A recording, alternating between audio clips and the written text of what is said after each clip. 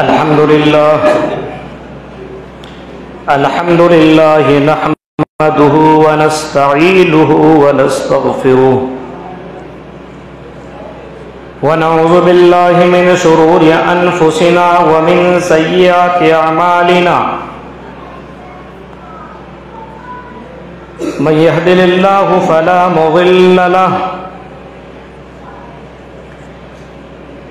व मन युज़लिलहु फला हादिय लहु व अशहदु अल्ला इलाहा इल्लल्लाहु वहदहु ला शरीका लहु व अशहदु अन्ना मुहम्मदन अब्दुहु व रसूलुहु अम्मा बादु फ़इन्न खैरल हदीस किताबुल्लाह व खैरल हदी हदी मुहम्मदिन सल्लल्लाहु अलैहि वसल्लम व शर्रल उमूरि मुहदसातुहा व कुल्ल मुहदसतिन बिदअह व कुल्ल बिदअतिन ज़लालह व कुल्ल ज़लालतिन फिन्नार। अऊज़ु बिल्लाहि मिनश शैतानिर रजीम। बिस्मिल्लाहिर रहमानिर रहीम।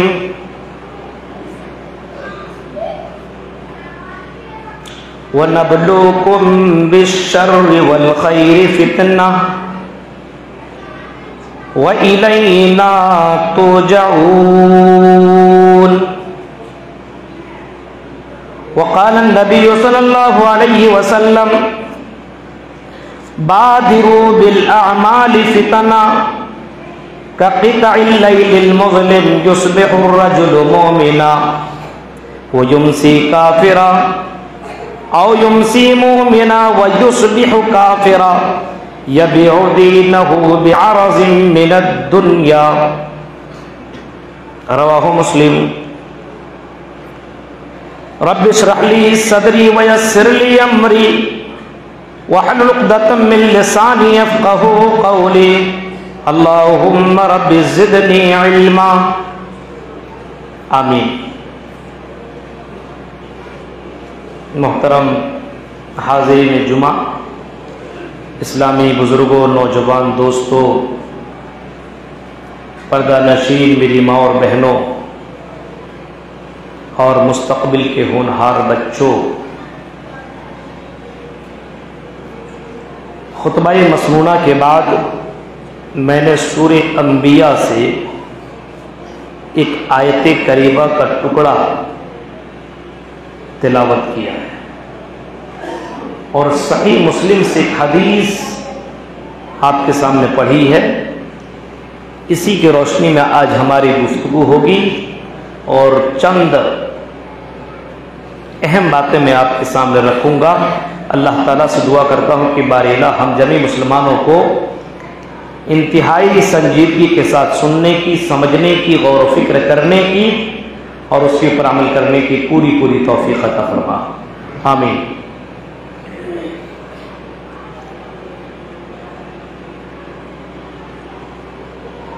अल्लाह रब्बुल आलमीन ने इंसानों को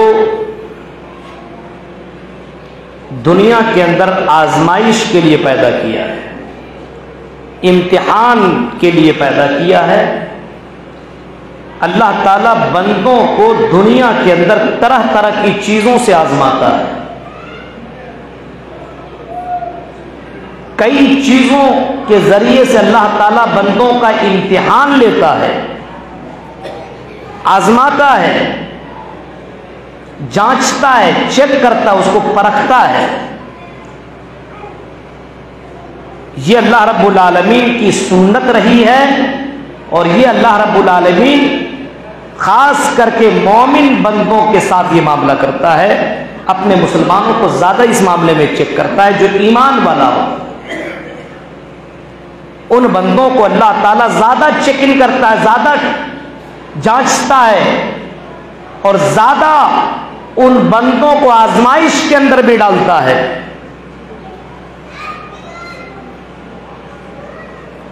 कुरान करीम के अंदर आप पढ़ेंगे तो कई जगहों के ऊपर आपको ये जुमले भी मिलेंगे। फितना का जुमला आपने कई जगहों पे पढ़ा होगा। कुरान कहता है कि वह नबलूकुम बिश्शर्रि वल खैरि फितना। आए मेरे बंदो सुनो, हम तुम्हें शर के जरिए से और हम तुम्हें खैर के जरिए से, दोनों जरिए से हम तुम्हारी आजमाइश करेंगे। हम तुम्हें दोनों तरीके से चेक करेंगे। हम तुम्हारा इम्तिहान लेंगे, हम तुम्हें जांचेंगे, हम तुम्हें परखेंगे। बुराई के जरिए से और अच्छाई के जरिए से, दोनों एंगल से हम तुम्हारा इम्तिहान लेंगे। कहीं फरमाया अल्लाह ताला ने, कहा मेरे बंदो सुनो, लतुबलउन्न फी अमवालिकुम व अनफुसिकुम। ऐ मेरे बंदो, हम तुम्हें जरूर आजमाएंगे, जरूर चेक करेंगे, जरूर तेरा इम्तिहान लेंगे और हर हाल में तेरा इम्तिहान लेंगे। माल के जरिए से भी तुम्हारा इम्तिहान लेंगे और तुम्हारे नफ्स, तुम्हारी जात के जरिए से हम तुम्हें चेकिंग करेंगे। तो आजमाइश, इम्तिहान, चेक करना, आजमाना, जांच करना, परखना, ये अल्लाह रब्बुल आलमीन की सुन्नत रही है और अल्लाह ताला ने हमसे पहले लोगों को भी आजमाया है। क्यों आजमाया? कुरान करीम की उस आयत के ऊपर गौर करिए। अल्लाह ताला फरमाता है, अहसिबन नासु अन युतरकू अन यक़ूलू आमन्ना व हुम ला युफ्तनून। आए दुनिया के लोगों, आए दुनिया के अंदर जिंदगी काटने वालों, गुजारने वालों, सुबह शाम करने वालों, दिन और रात अपनी जिंदगी गुजारने वालों, सुनो, क्या तुमने ये गुमान कर रखा है कि तुम्हें अल्लाह ताला यूं ही छोड़ देगा? अल्लाह ताला तुम्हें आजमाएगा नहीं, ऐसा नहीं है। अहसिबन नासु अन युतरकू अन यक़ूलू आमन्ना व हुम ला युफ्तनून। जिन लोगों ने ईमान लाया है उसको अल्लाह ताला जरूर आजमाएगा। व हुम ला युफ्तनून, क्या वो फितने के अंदर मुब्तला नहीं किए जाएंगे? क्या उनको आजमाया नहीं जाएगा? क्या उनकी आजमाइश नहीं होगी? क्या उनका इम्तिहान नहीं होगा? हर हाल में होगा। अल्लाह ताला ने फरमाया व हुम ला युफ्तनून। फिर बाकायदा जवाब के तौर पर और दलील के तौर पर अल्लाह ताला ने खुद ही फरमाया, वलयअलमन्नल्लाहुल्लज़ीना सदक़ू वलयअलमन्नल काज़िबीन। आए मेरे बंदो, हमारा आजमाने का मतलब ये है, हमारी आजमाइश का मतलब ये है, हमारे इम्तिहान लेने का मतलब ये है कि ईमान में कौन पक्का है और ईमान में कौन झूठा है, कौन सच्चा मोमिन है, कौन सच्चा मुसलमान है और कौन झूठा मुसलमान है। इसके लिए हम आजमाएंगे। इम्तिहान क्यों लेगा? अब आप देखिए, आपके पास सोने चांदी का सामान हो, आपको किसी ने दे दिया सामान सोने की, तो जब तक आप उसको टेस्ट नहीं करिएगा आपको पता नहीं चलेगा ये ओरिजिनल सोना है कि डुप्लीकेट। जब तक आप सोनार के पास नहीं जाइएगा और जब तक सोनार भट्टी के अंदर उस सोने को डाल करके जब तक के तपाएगा नहीं, तब तक वो बता नहीं सकता कि ओरिजिनल सोना कितना है और डुप्लीकेट सोना कितना है।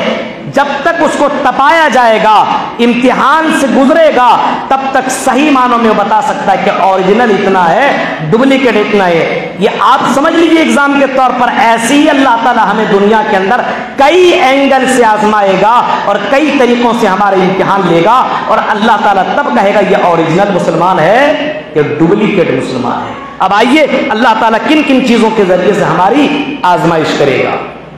वक्त बहुत कम है और बातें बहुत ज्यादा है। देखिए कहां तक मेरी बातें पहुंच सकती है। मेरे भाइयों, मैं एक मौजू के ऊपर आपको मैं लेकर के चल रहा हूं और जरा अपने दिमाग को आप हाजिर रख करके सुनिएगा इस मौजू को। और हमारे लिए और आपके लिए मौजू बड़ा ही आज के दौर में बहुत ही ज्यादा माने रखता है। अल्लाह तबारक व तआला ने बाकायदा इसके लिए हमारा सबसे पहला काम यह है कि अल्लाह हमारा ईमान की आजमाइश करता है। हमारे और आपकी ईमान में कितना पक्का है ये बंदा, इसका ईमान कितना कच्चा है, कितना पक्का है। इस मामले में अल्लाह तबारक व तआला आजमाता है बंदों को। अगर बंदों को अल्लाह की जात के ऊपर भरोसा होगा, ईमान होगा, तो वो बंदा अपने कारोबार को छोड़ करके भी अल्लाह की इबादत करेगा। चाहे वो दिल्ली में, मुंबई में, कलकत्ता में, रांची में कहीं भी करने वाला हो, मेरे भाइयों, अल्लाह की जात के ऊपर अगर उसको भरोसा होगा, उसका ईमान इतना पक्का होगा कि अल्लाह ने पैदा किया है, रोजी रोटी की जिम्मेदारी ली है, तो अल्लाह रोजी रोटी जरूर देगा।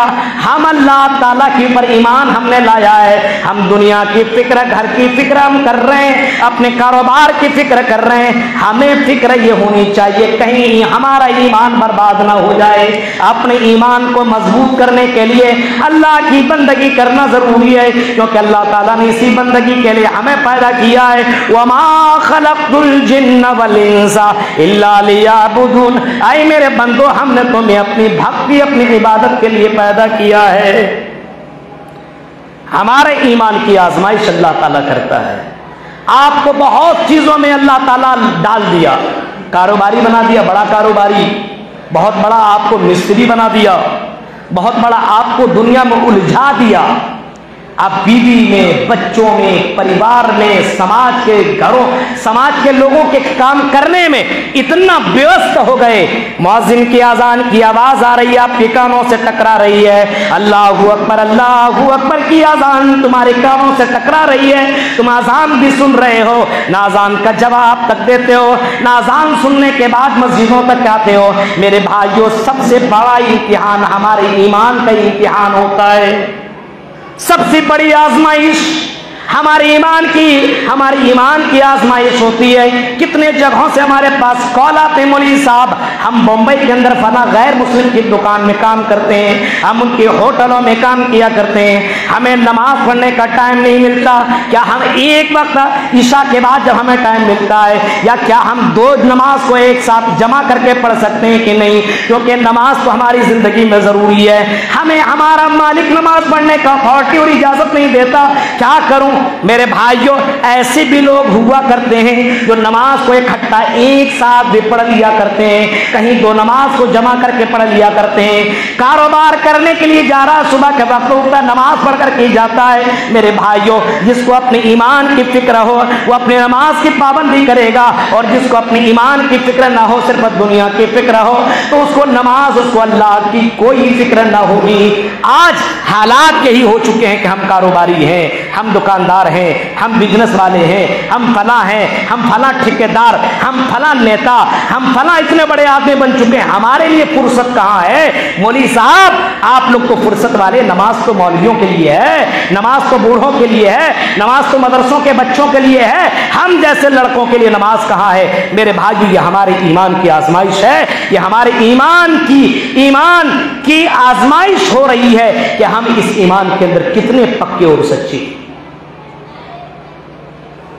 ईमान की आजमाइश होती है, तो इस वजह से अपने ईमान को बचाना जरूरी है। ऐसा नहीं है कि 2 रुपये के चक्कर में हम अपने ईमान को बेच दें, ऐसा नहीं होना चाहिए।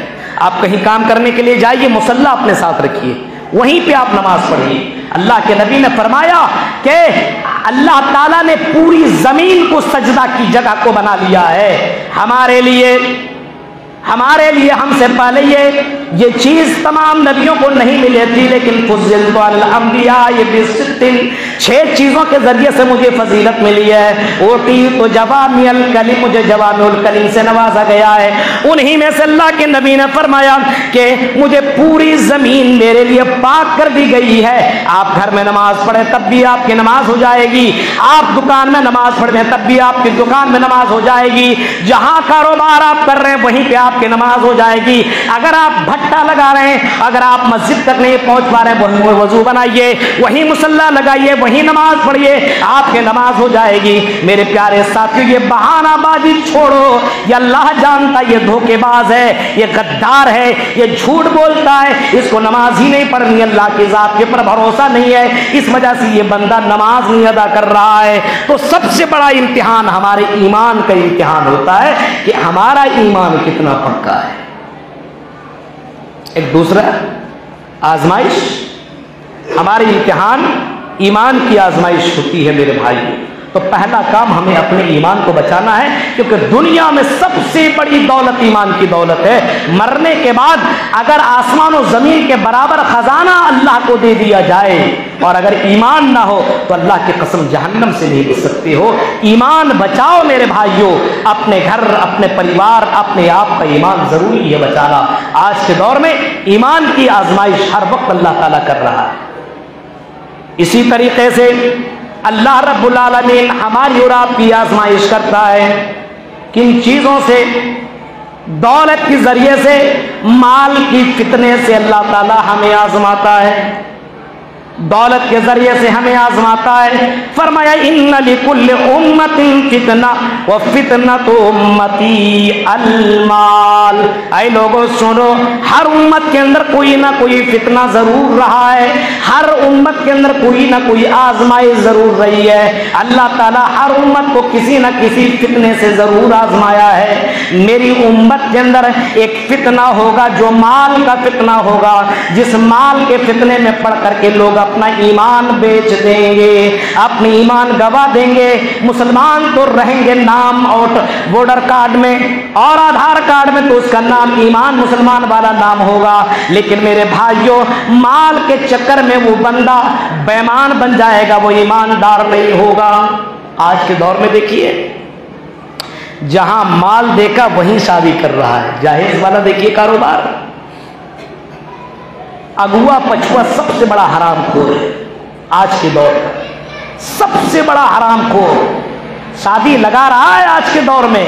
मेरे भाइयों तुम भी तो कह सकते हो ये भी मुसलमान, वो भी मुसलमान, ये भी गरीब घराने की बच्ची है, अरे निकाह सुन्नत तरीके से करो, इसी तरीके में बरकत होगी, तेरे घर के अंदर भी खुशियां आएगी, अल्लाह की रहमत तेरे घर के अंदर उतरेगी। लेकिन मेरे भाइयों ये अगुआ पछुआ बोलता है इतना दिलवा देंगे। अब बाप तो लालची है ही, इतना दिलवा दोगे? यहाँ बाप बेटा कुछ नहीं कर रहा, इतना माल मिलेगा, 3 लाख 4 लाख 2 लाख, ये बुलेट गाड़ी, कौन गाड़ी, ये गाड़ी, वो गाड़ी। मेरे भाइयों इन हराम चीजों में मत पड़ो मेरे भाइयों। ये 2 लाख रुपए कितने दिन चलेंगे? पैसे दुनिया में बहुत से लोगों ने देखे हैं, लेकिन मेरे भाइयों दुनिया में वो पैसा ज्यादा दिन तक चल नहीं सकता। अब जहेज के पैसे से लेकर के घर बना रहे हो, बताओ मेरे भाइयों उस घर के अंदर नमाज हो सकती है क्या? जिस बुलेट में तुम चल करके जा रहे हो, हराम के पैसों से चल रहे हो, उस गाड़ी में एक्सीडेंट तो हो गया, बताओ तुम्हारी कौन सी मौत होगी? ईमान की हालत में मौत होगी कि कुफ्र की हालत में मौत होगी? किसी की गर्दन पे छुरी चला करके, किसी को तकलीफ दे करके तुम जहेज के तौर पर पैसा ले रहे हो, इतना देना पड़ेगा। और साथ साथ में इतने बाराती जा करके हम लोग बाकायदा जा करके खाना खाएंगे, ये आइटम होना चाहिए, वो आइटम होना चाहिए, इतने बाराती होंगे। मेरे प्यारे साथियों ये हराम के अड्डे हैं, ये माल का फितना है और इस फितने से बचना बहुत ही जरूरी है। अल्लाह के नबी ने फरमाया था इन्ना लिकुल्लि उम्मतिन फितना व फितनतु उम्मती अलमाल।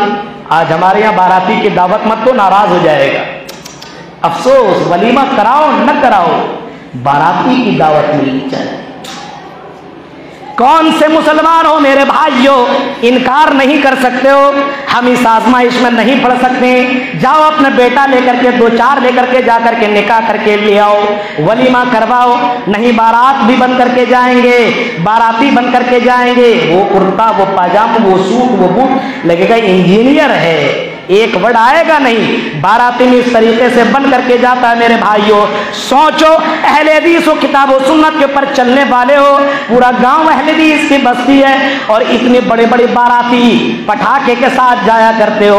मेरे भाइयों हर किसी की आजमाइश होती है, मौलवी भी इस आजमाइश में पड़ जाता है, गैर मौलवी भी इस आजमाइश में पड़ जाता है, अमीर भी गरीब भी, लेकिन जिसने अपने ईमान को बचा लिया अल्लाह की कसम मरने के बाद वही कामयाब होगा।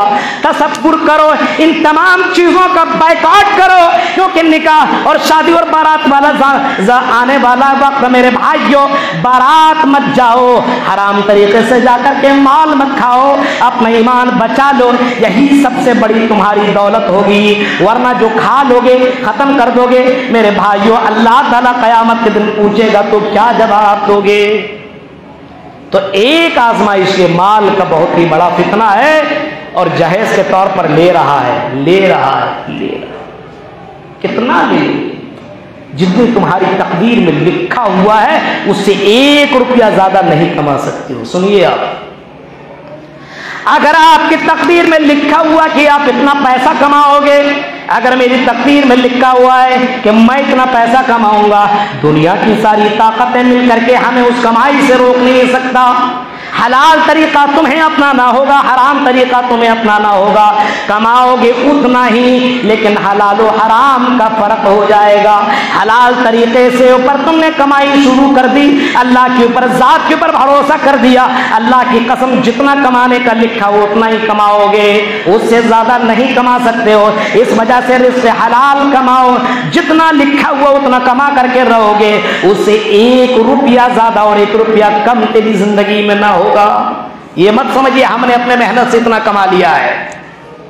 तकदीर के ऊपर भी ईमान लाना जरूरी है। आपकी मेहनत ठीक है, लेकिन हलाल तरीके को अपनाइए, आपको मिलेगा। और हराम तरीके से आजकल जानते हैं तरह तरह की आजमाइश होती है, आजमाया जाता है। यहां से इतना कमा लेंगे, यहां से इतना कमा लेंगे, वहां से ये कर लेंगे, वहां से उसको चूना लगा देंगे, इसको कर लेंगे। मेरे भाई, ये सब हराम के रास्ते हैं, इनको छोड़ो, तौबा करो। कमाओगे उतना, उससे कम नहीं कमाओगे। आपकी तकदीर मगर लिखा हुआ है कि आप इतने बड़े बनेंगे। दुनिया कौन जानता था कि अबुल कलाम सल्फी को पूरी दुनिया जानेगा। मेरे भाइयों, हमारी तकदीर में लिखा था तो पूरी दुनिया जान ली। मेरे भाइयों, अल्लाह ताला जिसकी तकदीर में लिख दिया जाता वो हो करके रहेगा। पूरी दुनिया अगर उसको बर्बाद करना चाहे नहीं कर सकता, पूरी दुनिया उसको मिटाना चाहे मिटा नहीं सकता, पूरी दुनिया के लोग मिलकर के उसको दौलतमंद बनाना चाहे नहीं बना सकता।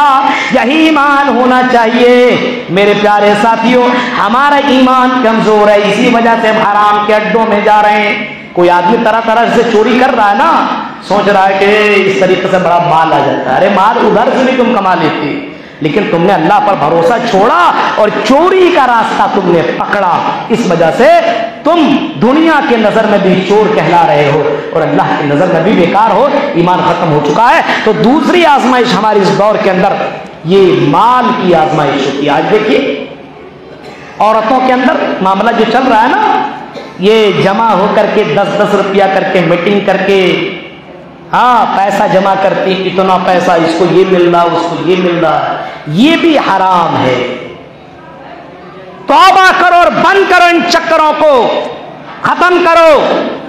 और खत्म कहां से करेंगे? बीवी कर रही है, शौहर को कोई प्रॉब्लम ही नहीं है, बेटियां आपकी कर रही है, बीवियां आपकी कर रही है। 10-10 रुपया वाला लोन वाला कारोबार, वो ग्रुपिंग वाइज जो काम हो रहा है, ये भी हराम। लेकिन कराने वाला उसका बेगैरत शौहर है। अल्लाह की कसम, बोलो अपने बीवियों से, हम तुम्हें खिलाएंगे, हम तुम्हें देंगे सारी चीजें। तुम इन 2-4 रुपए के चक्कर में अपना ईमान बर्बाद मत करो। तुम्हारी नमाजें तुम्हारे मुंह के ऊपर मार दी जाएगी। मेरे भाइयों, इन तमाम अड्डों को बंद करने की कोशिश कीजिए। तो दूसरी आजमाइश हमारा और आपका माल के जरिए से अल्लाह रब्बुल आलमीन आजमाता है। बड़ी तफसील मैंने जाना नहीं चाह रहा हूं, वक्त खत्म हो रहा है। मेरे भाइयों, नंबर 3, अल्लाह तबारक व तआला तीसरी आजमाइश बंदों को करता है, औलाद के जरिए से अल्लाह ताला आजमाता है। इन्नमा अमवालुकुम व औलादुकुम फितना, आए मेरे बंदो, हम तुम्हें तुम्हारे माल के जरिए से और तुम्हारी औलाद के जरिए से आजमाएंगे। औलाद अगर तुम्हें मिल गई है तो ये नहीं कि हमारा 4 बेटा है, 5 बेटा है, 2 बेटा, फख्र करो मत। तुम्हारा बेटा फ्री फायर खेल रहा है, तुम्हें कोई प्रॉब्लम नहीं है। तुम्हारा बेटा एटीएम मार रहा है, कोई प्रॉब्लम नहीं है। तुम्हारा बेटा 24 घंटा शराब की दुकानों में और शराब और सिगरेट पीता है, कोई प्रॉब्लम नहीं है। तुम्हारा बेटा नमाज की पाबंदी नहीं करता, कोई प्रॉब्लम नहीं है। तुम्हारा बेटा से तुम्हें सिर्फ माल चाहिए, कमाना चाहिए। कलकत्ता कमाने नहीं जा रहा, रांची नहीं जा रहा है, हमें इतने 1000 रुपये चाहिए। ओ लोगों, तुम्हारे बच्चे को अच्छी तरबियत दो, वो कमाएगा, उसी कमा कमाई के अंदर बरकत होगी। लेकिन तेरा बच्चा अगर ईमान तरीके से नहीं कमाएगा, अगर अल्लाह का नाम लेकर के नहीं कमाएगा, वो 10-20 हजार रुपये तुम्हें महीना देगा। मेरे भाई उस पैसे में कोई बरकत ना होगी। लिखो और याद रखो मेरे जुमलों को मेरे भाइयों, अपने बच्चों को तरबियत दो और शुरू से तरबियत दो, शुरू से नमाज रोजे का पाबंद बनाओ, गलत लोगों के संबंध से अपने बच्चों को बचाओ, वरना ये औलाद का फितना इतना बड़ा फितना है। तुम नमाजी बन जाओ, रोजेदार बन जाओ, दीनदार बन जाओ, परहेजगार बन जाओ, अगर तेरा बेटा बेईमान बन गया, गलत कामों में जाकर के उलझ गया, अल्लाह की कसम तुम्हें तुम्हारे बेटों और तुम्हारी बेटियों की वजह से जहन्नम में डाल देगा। यह औलाद का फितना बहुत ही बड़ा फितना। आजकल औलाद के फितने में पढ़ कर के कहानी खत्म। मेरा बेटा ही तो क्या बोलेंगे, कर रहा है लगा हुआ 24 घंटा मोबाइल में, 12-12 बजे कौन सा गेम खेलते हो, क्या मिल जाता है, इतने बेकार हो तुम। वक्त की कोई पाबंदी नहीं है मेरे भाई। सोचिए आज तो औलाद का फितना ये बहुत ही बड़ा फितना है। और अगर आज आपने नहीं इसको सही किया, बुढ़ापे की उम्र में अल्लाह की कसम रोइएगा। आज जब तुम्हारी बात नहीं मान रहा, जब तुम पावर में हो, बुढ़ापे की उम्र में तुम्हारी बात क्या सुनेगा। तुम कोई बात बोलोगे तो बोला है बुढ़े चुप, ज्यादा मत बोल। मेरे भाइयों, जब तुम्हारा पावर जिस वक्त है तब भी तुम्हारी बातें सुनी नहीं जा रही है, तो तुम्हारे बुढ़ापे की उम्र में तुम्हारी औलाद तुम्हारी कहां से सुनेगी। इस वजह से जब तुम्हारा पावर है, जब तुम इस काम के अंदर, जब तुम्हारी बात चल रही है, तो तुम अपने बच्चे को दीनदार बना लो, अपने बच्चे को कोई वही काम करने का हुक्म दो जो इस्लाम काम करने का ऑर्डर देता है। तो औलाद का फितना ये भी बहुत बड़ा फितना है। इस फितने के पढ़ करके अपने आप को बर्बाद मत करिए।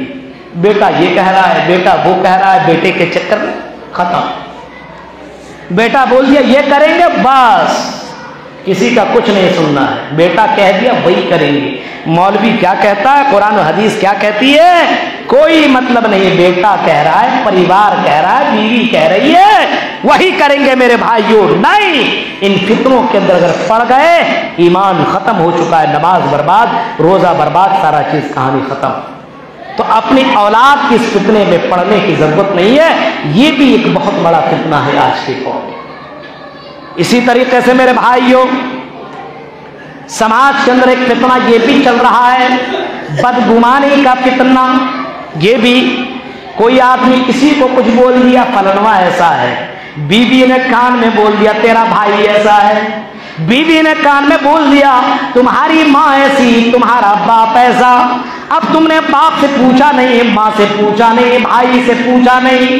जबान का फितना इतना डेंजर फितना है कि उस फितने में पड़ करके शौहर भी गिरफ्तार, अब अपने भाइयों को ही दुश्मन समझ रहा है, अपने माँ बाप को दुश्मन समझ रहा है, अपने खानदान लोगों के दुश्मन समझ रहा है, अपने गांव के लोगों को ही दुश्मन समझ रहा है। एक आदमी ने फितना फैला दिया, फला आदमी ऐसा है, क्या तुमने कभी उसको जांचने की कोशिश की? क्या कभी तुमने उसका इम्तिहान लिया वो बंदा कैसा है कि कैसा नहीं है? इसी वजह से कुरान कहता है या अय्युहल्लज़ीना मनुज्तनिबू कसीरम मिनज़्ज़न्नि, ऐ लोगों बात बदगुमानियों से बच रही है। ऐसा नहीं है, अल्लाह के नबी ने फरमाया जब कोई बात तुम तक पहुंचे तो उस बात की तहकीक करो कि ये बात कहां तक सही है।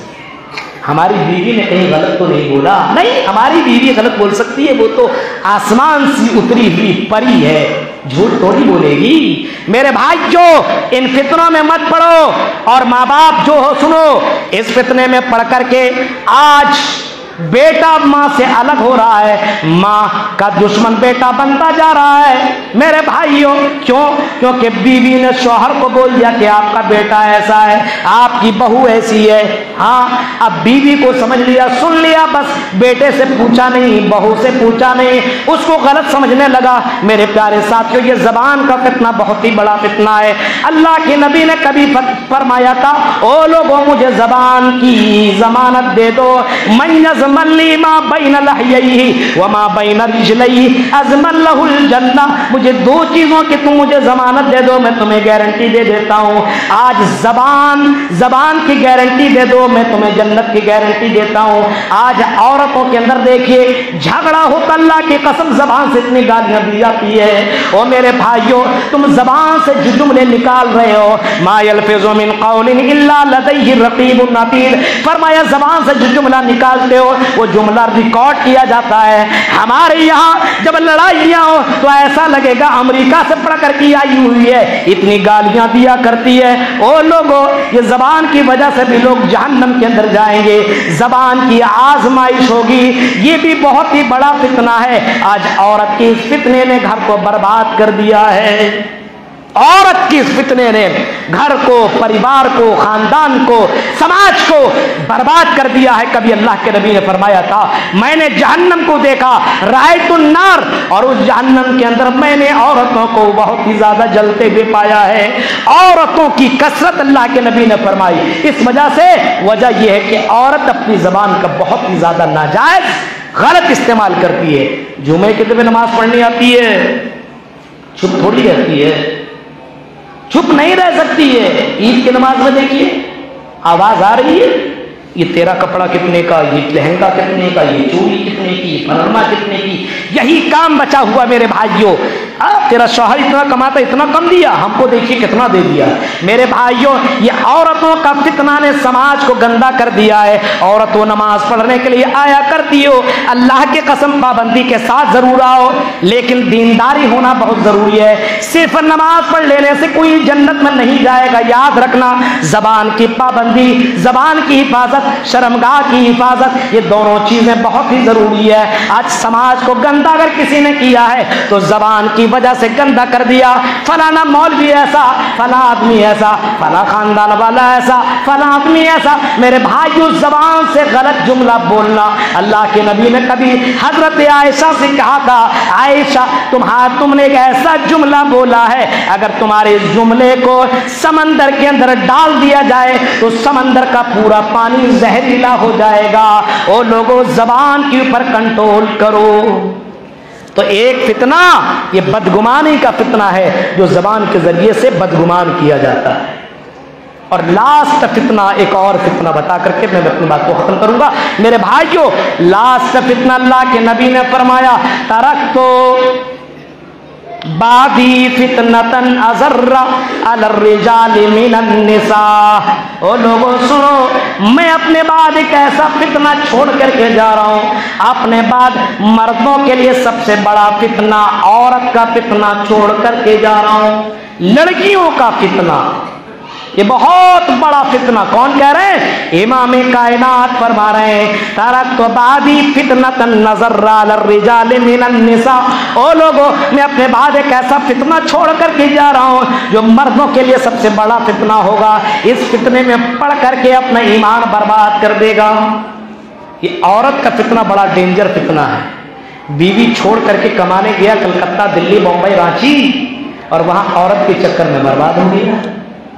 ये मेरे भाइयों तसव्वुर करो, सोचो, गौर करो, ये औरत के फितने में पड़ करके घर बर्बाद, समाज बर्बाद हो जाता है। हाँ, आज के दौर में शादीशुदा भी गैर लड़कियों को झांका ताकी कर रहा है, कांटेक्ट कर रहा है, बातें कर रहा है, उससे अफेयर कर रहा है, उससे मुलाकातें कर रहा है, उससे फोन में बातें कर रहा है। शादीशुदा होकर के ये काम कर रहा है, गैर शादीशुदा भी तरीके में डूबा हुआ है। हमारी औरतों के अंदर जब मोबाइल आ गया, लड़कियों के पास जब मोबाइल आ गया, क्या आपने वो घटना न सुना? क्या आपने वो वाकयात न सुने जिन वाकयात को सुनने के बाद मेरे भाइयों, बहैसियत मुसलमान चुल्लू भर पानी में डूब कर मरना गवारा हो सकता है। मेरे भाइयों, मर्द की हालत देखी, कमाने के लिए कहीं और चला गया है। अब बीवी के मोहब्बत में बीवी को मोबाइल दे दिया, अब वो बीवी मोबाइल से गैर लड़कों से बातें कर रही है, अपने अपने शौहर की अमानत में खयानत कर रही है। आज औरतों का भी मामला यही हो गया। हमें क्या मतलब, हमें अल्लाह ने जैसा शौहर दिया अल्हम्दुलिल्लाह, हम दूसरे मर्दों को ना देखेंगे। यही हाल मर्दों का भी होना चाहिए कि मुझे अल्लाह ने जो बीवी दी है मेरे लिए यही काफी है। मैं दूसरी लड़की को ना देखूंगा, दूसरी लड़की से मैं बातें न करूंगा, दूसरी लड़कियों से मजाक न करूंगा, कांटेक्ट न करूंगा। उनके चक्करों में जाकर के दुकानों का चक्कर बार बार लगाया जाता है सिर्फ लड़कियों को देखने के लिए। कभी इधर से झांका जाता है, कभी उधर से झांका जाता है। मेरे भाइयों, कभी मोबाइल के जरिए से चैटिंग की जाती है। आज इसी वजह से समाज के घरों के अंदर बर्बादी आ चुकी है। लड़कियों से कांटेक्ट हुआ, अपनी बीवी छोड़ा, अपना घर छोड़ा, दुनिया भी बर्बाद और आखिरत भी बर्बाद। न खुदा ही मिला, न विसाले सनम, न इधर के रहे न उधर के रहे। मेरे नबी ने कभी फरमाया था, तरक्तु बादी फितनतन अज़र्रा अलर रिजाल मिनन निसा, मर्दों के लिए सबसे बड़ा फितना मैं दुनिया में औरत को छोड़ करके जा रहा हूं। इस फितने में डूब गया और अगर कहीं किसी से अफेयर मोहब्बत प्यार हो गया किसी की, फिर वो नहीं सुनेगा। शादी करेंगे उसी की, और नहीं कराओगे तो लेके भाग जाएंगे। तुम क्या कर सकते हो? ऐसे ऐसे बाकायदा माँ बाप को इस तरीके से धमकाया और इस तरीके से वार्निंग दी जाती है, बाप भी मजबूर होकर के शादी करवा देता है।